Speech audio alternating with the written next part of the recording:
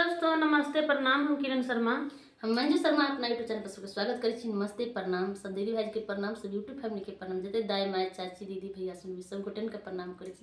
जते दूर हमर गीत पहुँचत, जय गाँव जय देश, सब कोई हमरा सबके सपोर्ट करू। बहुत प्यारा सा गीत गाबे जा रहल छी, अहाँ सब सुनू। और हम दोनों देवरानी जेठानी बहुत प्यारा से गीत गाबे जा नाइट से लोर बहे छै कि बेटी बियाह में गीत गेले बहुत दर्दनायक छले, द्वारा के लोर लागल छै। हम दोनों देवरानी जेठानी अब जा रहल छी बेटा विवाह गीत गाबा। अहाँ सब जरूर गीत के सुनब, पूरा गीत और जरूर कमेंट करके बताएं किनका सब के गीत पसंद है। सबसे हाथ जोड़े छी कि जरूर सुनम आ जरूर गीत के लाइक सब्सक्राइब कमेंट करब। बहुत प्यारा से वो गीत छे, बेटा विवाह गीत छे, बहुत सुंदर गीत छे।